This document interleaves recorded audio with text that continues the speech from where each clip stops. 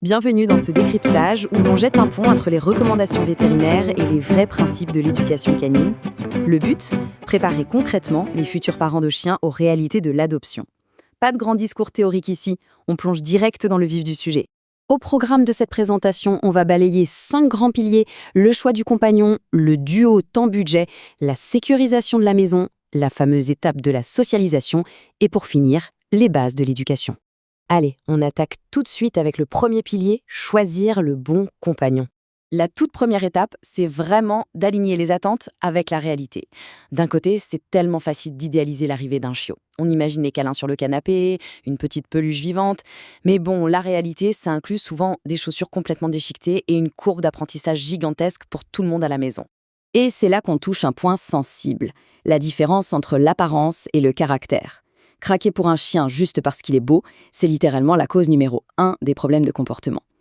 Adopter un husky super énergique pour vivre dans un petit appartement parisien, par exemple, eh bien c'est la recette parfaite pour un désastre.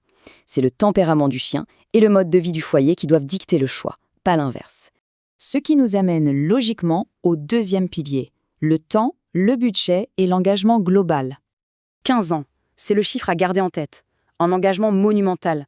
L'adoption n'est pas un essai gratuit de 30 jours. Ça demande de consacrer du temps quotidiennement. Les balades sous la pluie, le toilettage, l'éducation et surtout une présence. Un chien, c'est un animal hyper social qui a absolument besoin de sa meute pour être heureux. Et au-delà du temps, parlons un peu du portefeuille et de la face cachée de l'iceberg.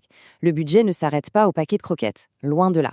Il faut penser au fonds d'urgence pour le veto, aux vaccins et même au budget vacances pour payer la pension, sans oublier l'entretien de la maison, car un chiot, ça salit, c'est un fait. Passons au troisième pilier, comment sécuriser et préparer l'environnement avant même l'arrivée de l'animal. Faut se le dire, les chiots sont comme des petits explorateurs complètement kamikazes. Ils sont curieux, maladroits et ils goûtent à tout. C'est donc à l'humain d'anticiper les dangers. On planque les plantes toxiques, on met les médicaments sous clé et franchement, les barrières pour bébés sont nos meilleurs amis pour leur créer un espace sécurisé, surtout quand on doit s'absenter.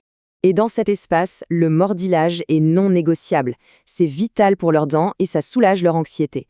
Alors, pour éviter qu'ils ne refassent la décoration du salon en grignotant les pieds de chaise, il faut investir dans des jouets robustes en caoutchouc ou en corde.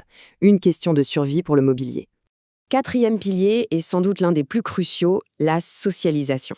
C'est fascinant à quel point l'horloge biologique d'un chien est stricte. Il y a une véritable fenêtre en or entre 3 et 12 semaines où le chiot cartographie son monde pour décider ce qui est dangereux ou amical. C'est le moment clé. Après 16 semaines et jusqu'à 1 an, on peut encore modeler les choses, mais le grand œuvre se joue vraiment dans ces tout premiers mois. Concrètement, ça veut dire quoi? Qu'il faut multiplier les expériences positives. Rencontrer des enfants, des personnes âgées, entendre des vélos passer et même être confronté à des bruits étranges comme les feux d'artifice. Le but de tout ça, c'est de banaliser l'inconnu pour éviter d'avoir un chien adulte terrifié par son ombre. On arrive enfin au 5e et dernier pilier, les bases de l'éducation. Prenons le gros morceau, la propreté. Là, c'est le test de patience par excellence. Ça commence dès le premier jour avec une routine militaire.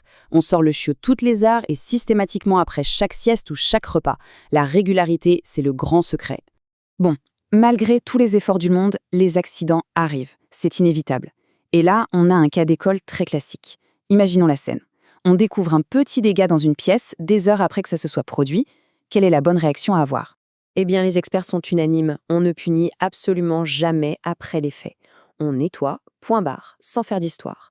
Pourquoi ? Parce que le chien est tout simplement incapable de lier la colère humaine à une bêtise faite il y a 2 heures. Il va juste penser que l'humain est devenu fou et menaçant, ce qui va seulement générer du stress et de la peur. Toute la pédagogie moderne repose là-dessus, le renforcement positif. L'idée, c'est de construire une relation basée sur la confiance.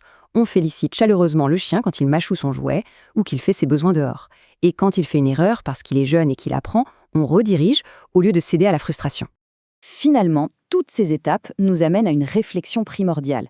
Élever un chiot équilibré, c'est du sport. C'est un vrai marathon sur plus d'une décennie. Alors, avant de franchir le pas, la vraie question à se poser, au-delà de l'image de carte postale, c'est est-on sincèrement prêt à assumer ce niveau de responsabilité et à s'investir pour recevoir en retour la joie et la loyauté inconditionnelle que promettent ces 15 prochaines années? C'est sur cette question fondamentale qu'on se quitte aujourd'hui.